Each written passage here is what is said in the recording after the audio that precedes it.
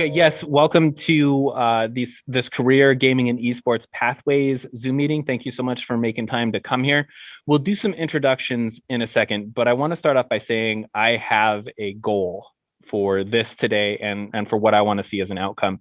And that goal is I want to get parents, teachers, college advisors. I want these folks to see that gaming is a career opportunity. It is a college and scholarship opportunity, and it is an economic opportunity for Grays Harbor. It's a needed economic opportunity for Grays Harbor and surrounding counties. But this next question is directed toward parents. So, how many of you have a kid or know a kid that games obsessively, like a lot? Yeah. Okay. So Pat raised his hand.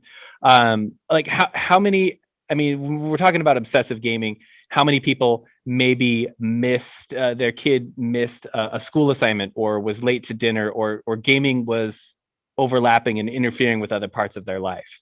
And I use that word interfering very specifically. Okay. Go ahead. Oh, that's happened before. Yeah. So, okay, last question then. How many of you have walked by and you've seen one of these kids and they're watching a YouTube video and it's a gaming video and there's a webcam of a guy down in the corner and he's annoying and talking nonstop the whole time and the kids are just watching this YouTube streamer video? Yeah, okay, Pat's nodding his head yes. Yeah, and they look up to these YouTube streamers and you're like, they're just, I don't even know what they're just like talking stream of conscious. Okay, so that is because like culturally gaming is huge. I mean, one of the statistics I threw out on our Facebook promotions was that in 2020, the gaming industry made more money than the worldwide movie industry and all professional sports in North America combined. It's huge. And one of the things that Marcy and I talk about are even gaming companies need HR departments and accountants and social media managers and marketing specialists. And I mean, there are tons of opportunities in gaming. If we miss this interest that kids have in gaming, we are letting them down because there are opportunities there for good paying jobs, for a career in a stable, growing industry that touches everything in our culture right now. We are letting them down if we are not helping them connect that interest with the very real opportunities that are out there. Thanks for folks who are just joining us. Glad to have you here. Careers, gaming, and esports. All right, so we talked a little bit about that outcome that I'm looking for. I just think it's really, really important. There are very real opportunities here for kids today, and we need to be connecting kids with these opportunities. So first, an introduction. Marcy, I've been talking up a storm. Do you want to tell people about yourself? Sure, happy to. Thanks so much, everyone, for being here today. If we haven't had a chance to meet yet, my name is Marcy Alstrom. I'm the Recruitment and Admissions Manager at Grays Harbor College. I have had the absolute pleasure of partnering with GHC's Esports program for the past year and really helping to ensure that students that want to participate in our collegiate esports team have gone through all the appropriate steps to ensure that they're also Grays Harbor College students. So I'm originally from Aberdeen, Washington, born and raised. And then after finishing high school, doing a bit of running start at GHC, went and got my bachelor's in communication from Western Washington University. Moved all over Washington and around the country, eventually ended up in Miami, Florida for a little while, where I got my Master's of Higher Education Administration from Florida International University. All that to say, I'm a first-generation college student who's really familiar with the local area of Grays Harbor, Pacific, and surrounding counties, the opportunities that maybe are or are not available for our local youth, and our adult population as well, as they look to grow career opportunities as well. What I really specialize in is helping folks to overcome barriers to education, whether that means, navigating things like financial aid processes, knowing when to apply to college, what those timelines are, whether you're considering a 2-year or 4-year school, and also, success strategies for while students are in school to make sure that they graduate on time. So I'm new to the esports world, I should say, although I have a really strong place in my heart for playing games in general. A big board game person. And I have to say, being involved in esports for this past year has been a really transformational opportunity for me. Last week, I played at our free community game night, Thursday Night Gaming, got a chance to play a game online live over our Twitch stream. It was the most fun that I'd had in a long time. So and you kicked butt too. I So did. That's the important part. Yeah, it was fun. That's so, it from me. Thanks. So I'm Ralph Hogaboom. I've been working at Grays Harbor College for 11 or 12 years now. I don't really remember. I'm in the IT department. More recently moved into cybersecurity. And then when I saw we were launching esports, I jumped at the chance. So I've been involved in amateur leagues in esports, both as a player and also as, these are volunteer recreational leagues, but the sponsorship coordinator from minor league esports was a fantastic experience. I did that for a year. I brought in the Power A sponsorship, continued our sponsorships with Balls Energy Drink. I've done a number of grassroots tournament organizing, both here and then attending ones in Tacoma or Seattle. The gaming community builds it themselves, and I love being a part of that community. Also, avid gamer. I'm in the top 3% worldwide for Rocket League. I play games with my kids regularly. We play games after dinner pretty much every night at home on the home theater system. Currently working through a Terraria level with my younger son on hard mode, and I'm terrible at Terraria, so it's been a lot of fun. At any rate, so that's where I'm from. I do want to share a couple of stories of people through gaming before we get too much farther into this. I want to first start by talking about Adam D. So I've run a Minecraft server out of my house. Actually, for a while, I ran it at the Reach One data center in Olympia in Lacey, but moved back to my house since August of 2010. So over 10 years now, I've run a Minecraft server, and I have had kids come through that now they send me a LinkedIn request, and I say, oh yeah, I remember when you built that offensive sculpture in Minecraft, and I had to talk to you about that. We can't be building those things here in this world. This is a family-friendly Minecraft server. So, and now they're architects, or they have jobs, and they friend me on LinkedIn, and they say, I don't know if you remember me, and I say, oh yes, I remembered you. So Adam came to the server. He was really new to Minecraft. He was basically trying to figure out a way to and he told me this later, he was trying to branch out and create an identity from himself separate from his brother. He has a twin brother. And he just asked a lot of questions, was a really nice person, and then said, what is this? You keep talking about a plugin, a Minecraft plugin. And I said, oh yeah, it's written in Java. It's all open source. I just need some help with it. But if you don't know how to program, it's not a big deal. 2 weeks later, he comes back to me and he says, I taught myself Java. I used Eclipse. I loaded this up. I managed to load the libraries by following YouTube tutorials, and I fixed this plugin for you. Do you want to try it? And I said, wait, for reals? That's amazing. So, I mean, he because of this game, and he had never programmed before, he took over ownership of this Minecraft plugin called QuickTree, which allows you to chop trees more efficiently. And he became our official plugin developer for our server and built a handful of other plugins. He ended up going to uni in Devonshire, I think he's UK. And he started with a friend of his that he met in uni. He started an AI programming company. So they write AI for video games. They don't write video games themselves, but they write the artificial intelligence routines for the opponents or for their pathfinding and all that kind of stuff. So I mean, I remember when Adam said, I told him that I was having some problems with our backup script. And he said, well, you use Linux, right? And I said, yes. And he said, well, I've never written, a cron job in Bash or anything, but I'd like to give it a try. And I said, great. At this point, I trust you. Here's the root password for my Linux Minecraft server. Show me what you got. And he wrote a backup script that I'm still using today. I've modified it a few times, but absolutely a success story. Abby T is a current student at Grays Harbor College. She's a running start student. Last weekend or the weekend before, I think it was the weekend before, she was the caster and host for the 2 finals games for a national tournament at the National Junior College Athletics Association Esports Division. They did a pipeline tournament for Rocket League on Saturday. And she cut her teeth casting for our Rocket League games here. The idea that a student from Grays Harbor College, a running start student, could be casting a national tournament that is later rebroadcast on ESTV blows my mind even now. And I helped make that happen. So I'm still in disbelief that happened. And the last person I want to talk about is Scruffy. He asked that I not use his real first name and last initial. No problem there. Scruffy is a member of our Discord. He's not a member of GHC Esports, but he's on our Discord. And he reminds me a lot of Adam because I said, boy, it would be great if we had our own custom Discord bot. And he said, well, I've never done that before, but I am interested in computer science. Can I have a shot at it? And I said, why, yes, you can. And so he has been learning Node.js and teaching himself JavaScript programming and working on GHC's official bot, which I've given him a long list of things that it could do. And he's hammering his way through those while also balancing studies.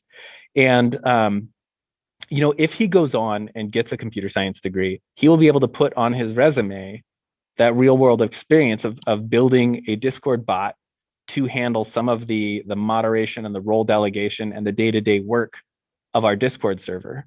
I see a question from Jackson. Yes, Running Start students are absolutely encouraged to join the esports team. So that is a great question. I always love to see that. Absolutely. Yes, get in touch. So those are the stories I have from young people that I've met. And, two of them are students. I have many more. My wife told me I needed to make this short, so I cut some of them out. So let's talk a little bit about esports, and then I'm going to hand it over to Marcy to talk about more of those skills and what those pathways might actually look like in school. So esports is short for electronic sports. It is playing games against other people, computer games. We recently did intramurals here at GHC for our faculty and staff, and we played Words with Friends on smartphones and on Facebook. It's Scrabble. But they got really into it, actually. Jason Lake and Julie Nelson were a team, and they got so competitive. And I think the prize is a $3 plastic trophy, which we still have. It hasn't even gotten here yet, but so any game can be an esport if it's played online, like through a computer against other people. So I think the thing that folks who haven't been paying attention to the gaming industry, folks that haven't been paying attention to esports, they might have missed is this change from games being a single player experience to games being a multiplayer experience. And that is significant, and here's why. If you're playing Super Mario Brothers back in the NES days, you can do, how fast can I beat the game, or you're going for completeness. I managed to beat the game. I did all the levels. When you're gaming companies, I would say over the last 5 years have shifted from single player games to these multiplayer games where they don't have to program an AI team for you to take down or AI enemies. You're competing against real people. And there are skill numbers in these games that represent how many wins or losses you have. So the example that I like to use is Rocket League. That's a game where you are using rocket-powered cars to play soccer. It's immediately accessible. It resembles a traditional sport, but in a way that traditional sports can't do. We don't have rocket cars, and the collisions and damage to human life would be excessive if we tried it. So let's not go there. So I have a skill ranking in my game because I have only ever competed against other humans, and other humans keep a game fresh and alive in the same way that sports can be kept fresh and alive. I remember, I think it was in the 70s or something, my dad would tell me the story about the skier who was competing and made the shift from leaning forward to leaning, or made the shift from leaning backwards to leaning forward. And that revolutionized skiing because people hadn't done that prior to then. I've talked enough. I just want to turn it over to Marcy. Marcy, is this a good slide to have you start on? Yeah, absolutely. Awesome. So this graphic I love. It's provided by the North American Scholastic Esports Federation. And really what we're looking at here is what maybe some of you guys are familiar with the terminology of career clusters or pathways. So I like here that they've broken down esports into kind of an ecosystem.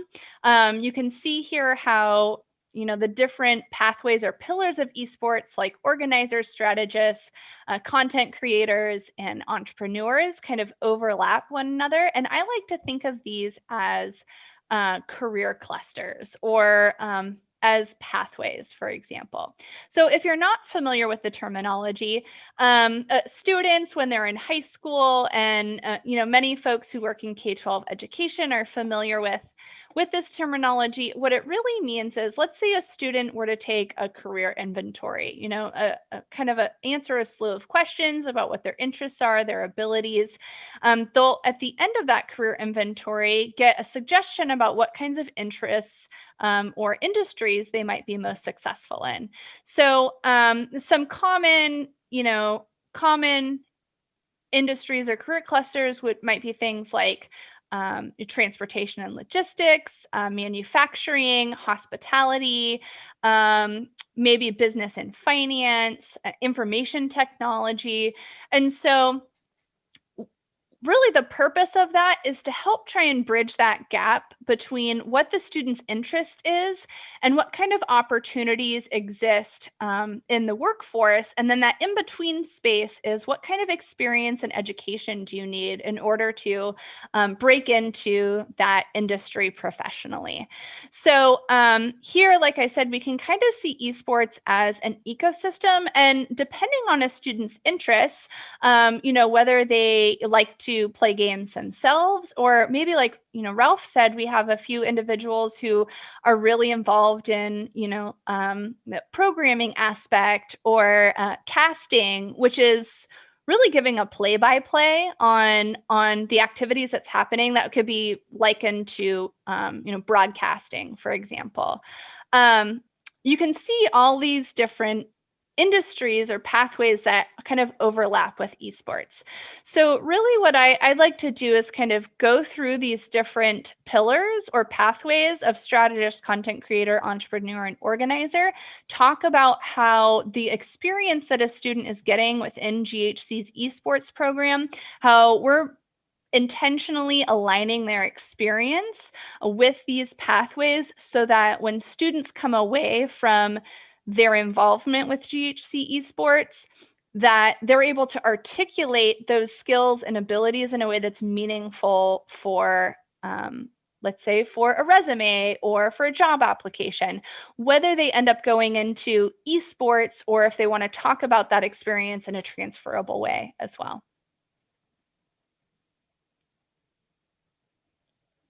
Awesome. Great. We're on to strategists. So you can see here this pathway that's delineated. It's talking about courses, certification, skills, and then careers. Currently at Grays Harbor College, we do not have an academic pathway specifically for esports students. But again, I like this graphic because it helps to kind of visualize what that pathway might be. At Grays Harbor College, when a student gets started in our program, depending on what academic program they've selected, we do a really great job of making sure that, let's say a student wants to go into psychology, that they're going to be getting an associate of arts degree, but the classes that are taking are going to be really applicable to that. I'm like blanking on a word here. To psychology, for example. It's going to be a much more narrow focus. So we try and do the same with students that are interested in esports as well. So let's say that a student comes into our program, they are someone who's really interested in, maybe they're a team captain. They play on one of our collegiate teams. They're really interested in helping to make sure that their team improves in performance year after year. We might help a student either enroll in academic programs that are going to help to supplement that.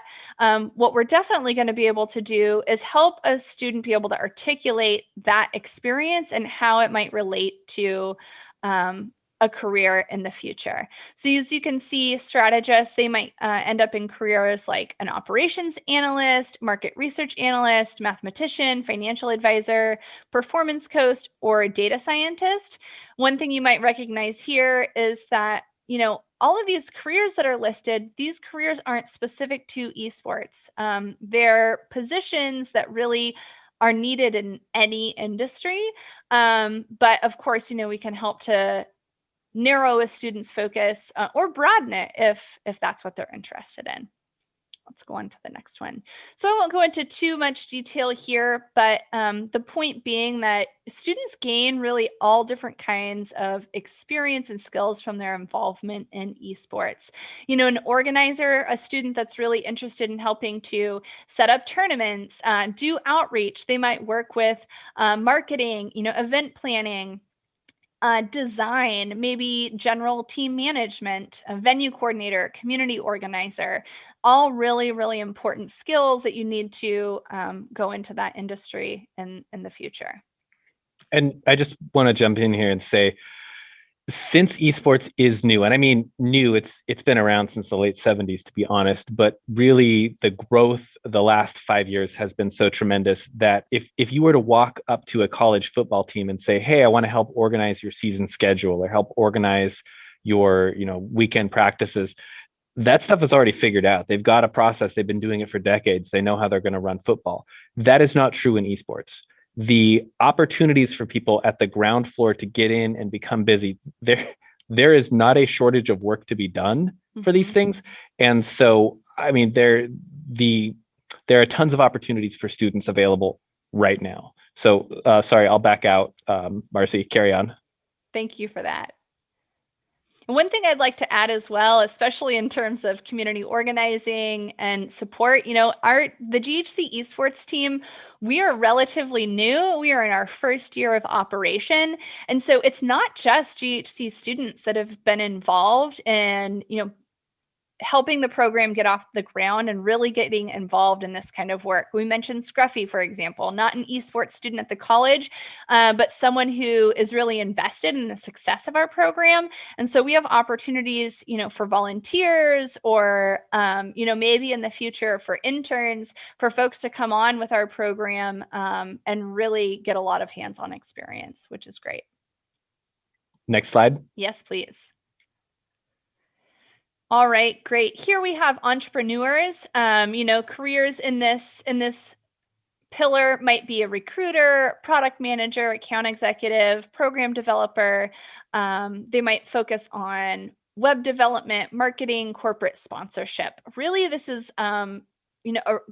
really relationship management, which is really important in esports.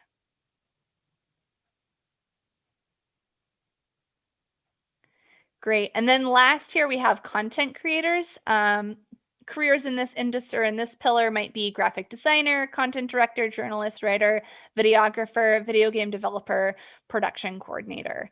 This is more of the building, the doing, but also, again, being able to talk about that experience as well. So a lot of overlap in terms of the career and industry. And, from here, I think it's a great segue to talk about, okay, so we know a little bit about the pillars, about the overlap of skill development. So what jobs are actually available in esports? Great place to go and learn more about that is actually a site that posts jobs in esports. So Hitmarker is a really, really cool website. Thank you, Ralph, for pulling that up. And I'll give you a chance to really take it from here, Ralph. But what we're going to do is look into, what kinds of jobs are open and posted today? What kinds of experience and skills, maybe education, does someone need to really break into this career? Yeah, and I haven't checked Hitmarker today. I'm not in the market for a job, but I know that there are. I mean, right now, 11,560 jobs currently on Hitmarker. Just to scroll through them and check them out. Actually, let's filter by just U.S. jobs for now. Did I hit? Oh gosh, you used to be able to do multiple US. Well, let's just do USA West then. We'll get a smaller segment, but still get an idea here. Okay, so test engineer, user interface, user experience director. That's probably for like a mobile game. Let's see, associate producer, live operations for World of Warcraft. I would not want the pressure of that job. Animators, strategy and planning specialists, submission specialists. That's interesting. What is that? I don't even know what that job is. day-to-day submissions to first party. Okay, so people bringing in, my guess is that's crowdsourced information coming in. And actually, before we go much farther, I did have a couple of folks message me and say they had to go. I would love to get your email address if you would be willing to share it with me. Just paste it in chat or send it to me as a direct message, or you can email esports@ghc.edu or ralph.hogaboom@ghc.edu. Marcy and I are doing a roundtable Q&A for high school esports next week. I would love to send you an invite to that, and also follow up. If you give me your email address, I can send you a recording of this whole show. So if you need to leave early, you've got it, and then also send you the slide deck. And that roundtable Q&A is going to be with a couple of folks. Sean is going to be there as well. Thank you so much for being there, Sean. Plus people from Heritage High School, Burlington Edison, Cedar Woolley. They've got just a kick-in esports program. So at any rate, now to get back to this. So yeah, send me your email address and I will make sure that you're in the loop. So just to browse through some of these other jobs on Hitmarker, a lot of them are going to be video game developers. There is a huge market for computer skills, and video game developers are a big part of that. Okay, thank you. Awesome. Getting those email addresses coming in. I have a question from chat, Ralph, since you mentioned a game developer. Someone was asking, where can I start if I want to be a game developer? Can we take a look at one of those jobs and see what's listed for the skills, abilities, and education? Yeah, so let's look for entry, junior, and intermediate. And not by country, let's go developer. Currently 28 jobs. Okay, so they're looking for C# experience with Unity down here for this one, data developer. Business intelligence is really, really interesting because, like for mobile games in particular, business intelligence has to do with trying to figure out where are eyes going, where are people clicking, what does it take to keep engagement or to get the desired level of engagement within a game. And when I think of business intelligence in terms of mobile games, my first thought is, yeah, somebody wants to know exactly how many ads I will tolerate before I uninstall this solitaire game. It's about one every half an hour. If I get more than that, I say, forget it. This game's not worth too many ads. But, that's one example. So specific to the question, though, folks I know who have made the jump from wanting to be in the game industry to being a developer, a lot of them got experience doing mods. And games have really changed from being a closed black box like they were 10 years ago to development companies intentionally releasing an API or an application programming interface, hooks, where people can plug into the game. Minecraft is by far and away the biggest example. In fact, high school folks may have already seen high school teaching materials or Java teaching materials for Minecraft, because you can write a Java plugin and run it in Minecraft. The hooks are there, and it is such an open environment. It's genius for teaching programming concepts because you can put that to use right away. The ability to get up and running is so quick. So I think what we're seeing in the industry is these game companies they release a game and then they watch what are the mods that rise to the surface. And one of the ones I can think of is there was a game called Dawn of the Ancients, Dota, and it was either Dota or Arma. And somebody wrote it's just a basic combat game. Somebody wrote a mod to it that changes it into a hardcore zombie survival mode.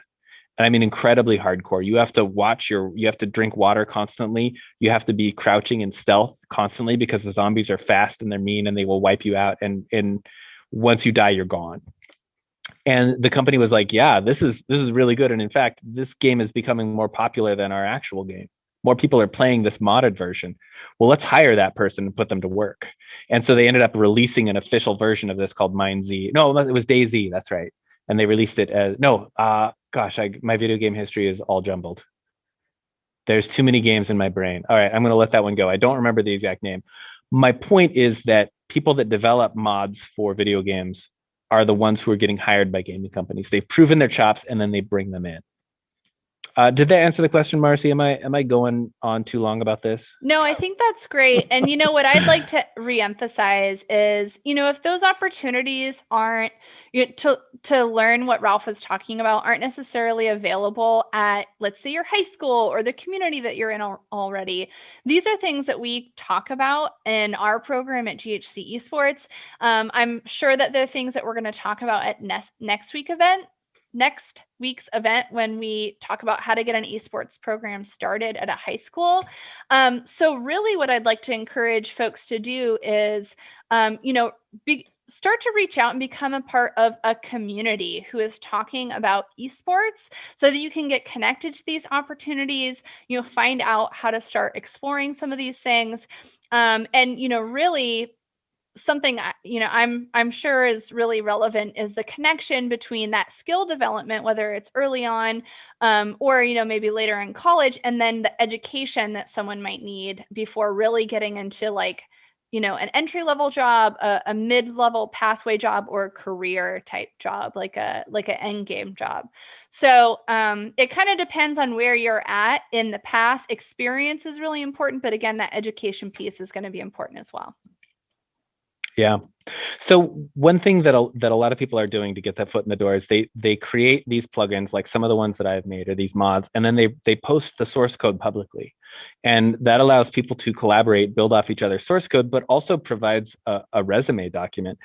I didn't go much farther in my Minecraft plugins than this handful that I wrote, including a couple that I forked from somebody else's code, but this is the template that I would suggest somebody who, if you don't have a formal education, okay, YouTube is an amazing resource. Connecting with other people in the community is an amazing resource to start programming and releasing those plugins to an audience and have them actually get used. I've received comments and feedback from people around the world who've used some of my plugins or written to me and said, yeah, I don't want to use the whole thing, but I want to take this piece of code. Can I?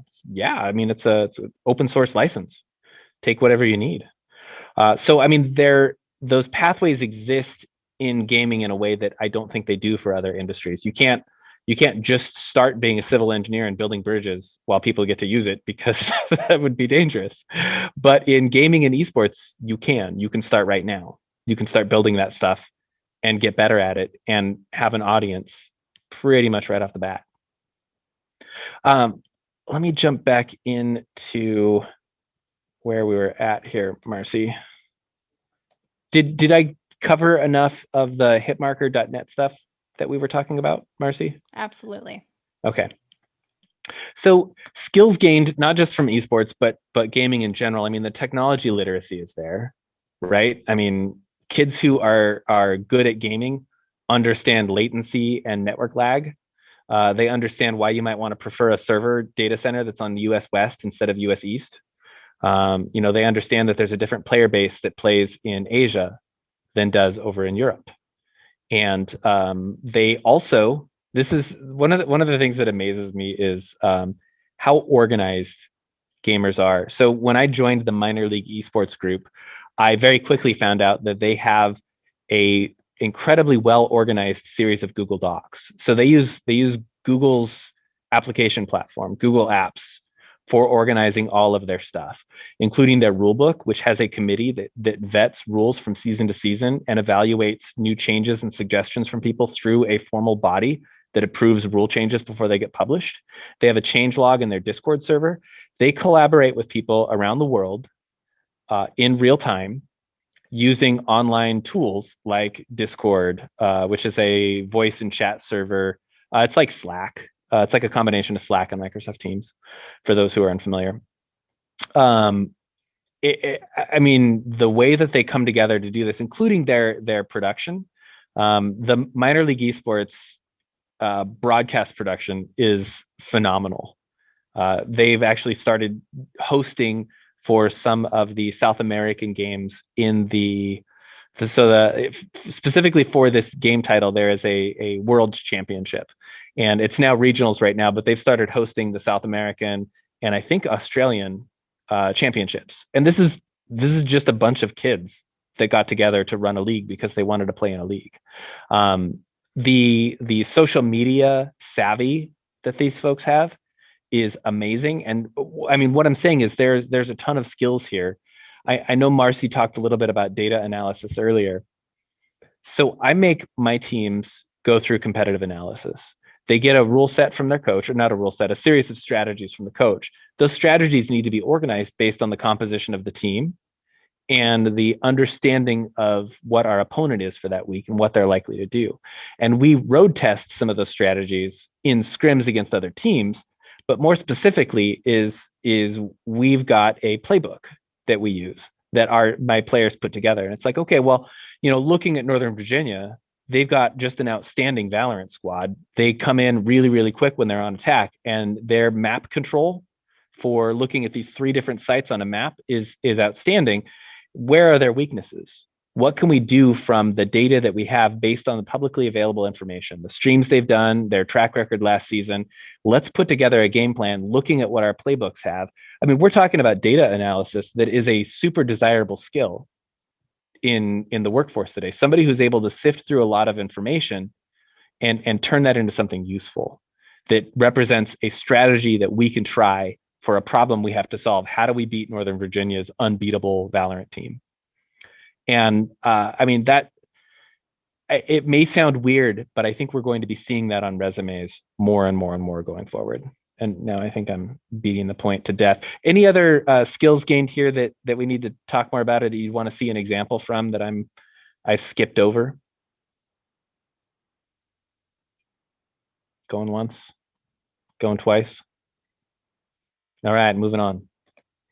And how are we doing on time? We're all right. Okay, so I guess a couple of the last things that I have here that I want to go over before we jump into some Q&A are, yes, collegiate esports, and I'm assuming high school esports would have the same sort of requirements. GPA's got to be there. You got to be taking enough credits. And, honestly, academics needs to come first. And that's true in collegiate esports. It's got to be true in high school esports.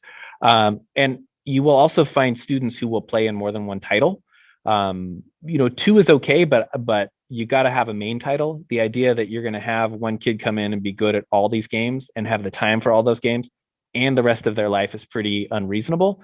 So just like in the real world, just like in the workforce, you've got to prioritize, and you need to make sure that you're meeting your commitments before you're able to fully, clear those, I guess, barriers to success in this area, success in esports. You got to clear those barriers elsewhere first. And then I guess the last thing that I would want to say is what's in it for the schools. Well, we find that increased engagement, students that are involved and engaged in their team do better in school. They have an opportunity to compete at a higher level. They have that social safety net of the friendship and people knowing what they're good at and knowing their place on a team and that they belong on a team. Somebody wants them on a team and they want them to be here and they need them. The team relies on that player. That is a huge emotional factor in success. Again, not just in esports, but in jobs as well. And so I mean, I guess in summary, going back to that main thing that I was hoping people would take away from this, if we are not paying attention to gaming right now, we are missing opportunities to help young people achieve the potential that they have to do some really, really cool stuff, even if in the future it has nothing to do with gaming.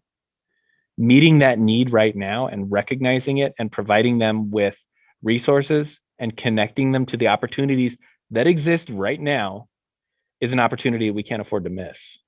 So that's my overall point. That's the takeaway I want to get. Marcy, did you have anything else to add before we throw open for some Q&A and then let these folks go home? No, just a reminder that we're going to be hosting another event on February 18th. Is that right, Ralph? Yeah, I'll pull it up and put it in the chat. Great. We'll post that soon. But if you don't already, how folks can start a high school esports program? Yeah, I think that one's going to be really cool because it's other high schools, talking about how they've done it. Places where it's currently happening. Esports in high school is currently going really, really well. So yeah, there's the link to that one. I know there are a couple of potential students that are interested in knowing more about GHC's esports program. I would love to chat with you. So stick around when we let everybody else go. Would love to talk to you. Are there any other questions about the career pathways or esports part? Feel free to unmute and ask away. What can we answer for you? I do have a question. Shoot. So I'm a sophomore at the moment, and next year I would want to do running start. But the problem is I don't have a way to get to running start. So would I be able to do online running start as well as the esports team? Marcy, do you want to take that? Yeah, absolutely. So Running Start students are definitely eligible to take online classes. One of the great benefits, for folks that aren't familiar, Running Start is an opportunity for high school students to take college classes at their local community college. Here in Grays Harbor and Pacific counties, that's Grays Harbor College. And when you are a Running Start student, really you're considered, like any other student at GHC, meaning that you have, the ability to register for online classes, hybrid classes, or in-person classes, of course, depending on the course offering. So, with that, I'd like to say we're actually going to be having an information session tomorrow. I'll go ahead and post the link to that in the chat as well. But yes, Running Start students are eligible to take online classes, and as long as you're meeting the requirements for your high school and the college to be enrolled in that program, there are some enrollment and GPA requirements in order to be successful in Running Start, and also to be eligible for the collegiate esports program as well. So as long as students are meeting those, absolutely. Jackson's question is a good one, because traditional athletics students, Running Start students, are not eligible for traditional athletics because of rulings like, the national governing bodies, or in our case, the regional governing body, NWAC, doesn't permit it. Esports has no such restriction. And in fact, if you look at a lot of people who are esports professionals, the pathway is sort of inverted from what you find in traditional athletics. People graduate from high school sometimes, and then they go pro. And then usually when they're 22, 23, 24, then they come back and go to college after their career is over. I'm not encouraging that. I'm just saying that's a common pathway, just to be clear. Yeah, any other questions? I have another one. Shoot. So I don't really know where most people live, but I'm in Yelm, and with the whole online running start and everything, how much would in-person meetups be for the esports team? So they're not required. We've got a couple of other prospects that are in the Thurston County area that are pretty interested in attending as well. I'm 2 rooms away from our esports arena. It's an amazing place, but it's not required. We do have players that play from home. I don't know if you were here, but I was talking with Sean about one of his graduates, Marcy, who is a current GHC student. She's probably never going to come to main campus. She's the captain of our Overwatch team, and she goes to school and participates in team activities entirely from her house. We have great machines here if you need them. Of course, it's great to be able to have you here and to see you here, and to make sure that people are following the safety guidelines for COVID, that we're maintaining 6 foot of space. We sanitize the heck out of our keyboards, mice, and chairs on a regular basis. It's not essential. You can participate. You can be a fully functioning participant in our esports team from anywhere in the world. And we've actually had quite a few people from Brazil recently saying, hey, I want to be on this team. Let's talk. How can we make this happen without moving? Can I still stay in Brazil and be a member of your team? It's like, all right, well, there's some red tape to get through, but it is a possibility. Have a good weekend. Thank you, guys. You too. Cheryl, I saw you unmute. Did you have a question or something to chat about? Of course. Yeah. Well, I don't think we've met officially yet, but I'm the executive director of Grays Harbor Youth Works.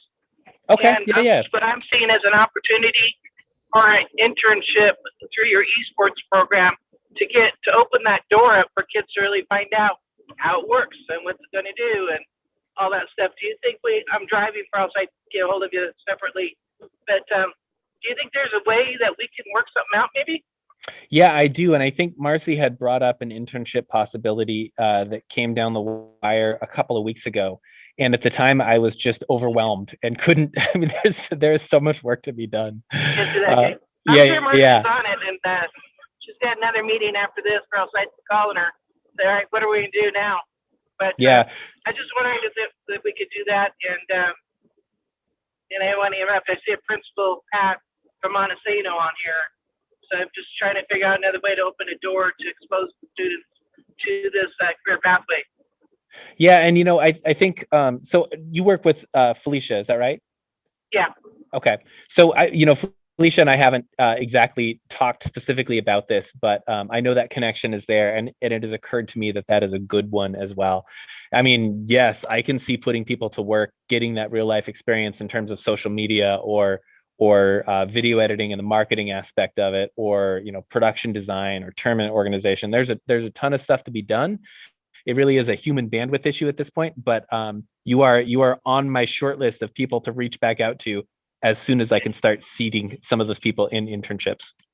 Gotcha. Okay, cool. I didn't want to take any time from the rest of the group, but I just wanted to get in and ask that. And I know I'll be talking to Marcy for sure. Cool. So thank you for what you're doing. This is amazing. I'm so excited. Yeah. Actually, I mean, we got to go to the college in March, or I can't remember when I did a job shadow there with Marcy, and that room is totally mind blowing. Yeah, it's a great environment. Wow, it was so cool. So anyway, it's really cool. You guys need to check it out. Yeah. I mean, I think Grays Harbor has an opportunity to be at the leading end of this cycle right now, and I think if we don't do something about it right now, 5 years from now, we're going to be saying, how do we catch up to where the rest of the world is? And so, it is super exciting time. And for other, professionals who work in education that are on the call, really what we were just talking about is the opportunity potentially for Grays Harbor College Esports to act as a host site for internships for high school students. Grays Harbor YouthWorks is a local nonprofit agency that helps to connect high school students with internships with professional organizations in the community. So, we're doing great work not only with our current students, but starting to get a lot of interest from other like-minded community-based organizations or K-12 systems that want to help get their students connected to these opportunities, which is cool.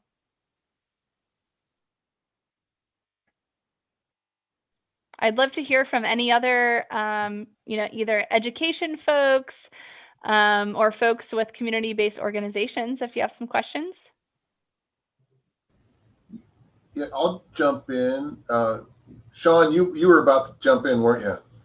Yeah, but mine's more a question for Ralph that I can do over email. So go ahead.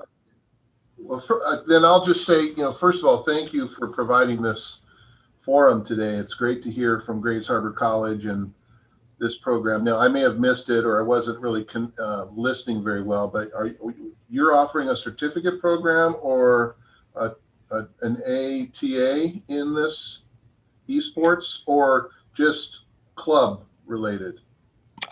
So none yet. We are in preliminary talks about what certification might look like. University of California, Irvine has really been the leader in terms of esports certifications and in terms of developing curriculum around esports. We are still in the process where we're saying, okay, well, we know that these things are really complementary. Let's start building that infrastructure. And so, we don't have any sort of certificate yet. What we have is, well, I guess that's not entirely true. So I partnered with the NJCAA starting in late December to offer an affiliate program for certification for student casters at the broadcast level, at the national level. And so we've certified about 6 students, 2 at GHC, and then 4 across the rest of the country to be NJCAA certified casters. The certificate doesn't mean much. It's a certificate that we built in Canva, and it lasts for 1 year, and it's issued by this league, and it's really self-serving the league. Yeah, but it's the start. And I was thinking more of a certificate like you have other college level certificate programs, right. 9-month or a 12-month or 18-month certificate. Okay, that's fine. The pathways that you rolled out Marcy, are phenomenal. I really appreciate the graphic representation of the career opportunities and choices. As you know, I'm the CTE director in Olympia, and you're right, that is the vocabulary in my world, and it makes perfect sense. So thank you for presenting it that way. You know, I don't know, you know, what the future might hold, but what I'm trying to do is plant seeds around the Olympia School District to see if I can't get somebody to bite, so to speak, whether it's a CTE teacher or a gen ed teacher or an athletic coach or maybe even athletic and activities director, because a lot of you know, there's a lot of interest from the WIAA in the esports arena, and so that community is becoming more familiar with it. But as I sit here right now in our district, I'm not familiar with any of us in any of our communities where we've jumped on the board with esports. And I'm hoping that eventually, the more I learn, the more I can be comfortable talking about it, that maybe we'll get something to stick here. That's kind of what I'm hoping for. And it looks like you've got some great people at Grays Harbor that we could lean on, you know, and so I appreciate that. Thank you. Thank Pat, you. you should come next week on Thursday to that roundtable Q&A. Hearing, you know, Cedar Woolley and Heritage in particular, I think went the CTE route with not just launching their esports programs, but also with funding it. And I believe they've got some, and I don't remember the particulars, they were able to tap into some state funds to pay for their gaming computers.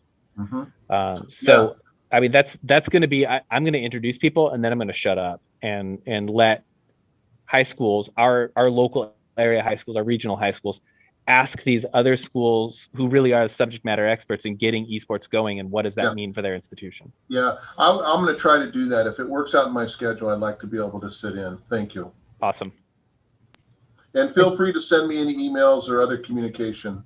Do I have your email address? You can get me at the school district. Okay. I'll put it in the chat though. Awesome. Thank you. And Pat, I'm also the CT director down here on the coast in Long Beach, and we're using that same route. And I put a link to the North American Scholastic Esports Federation with curriculum that is English-based and CTE.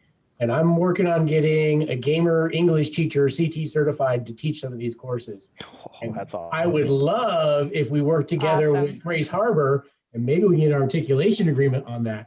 That sounds good to me. Yeah. That'd be great. All right, I gotta go to practice, guys. I got kids coming. Thanks, Good Sean. to see you, Sean. Okay, well, if there's no other questions, we'll stop the recording and make sure we get that out.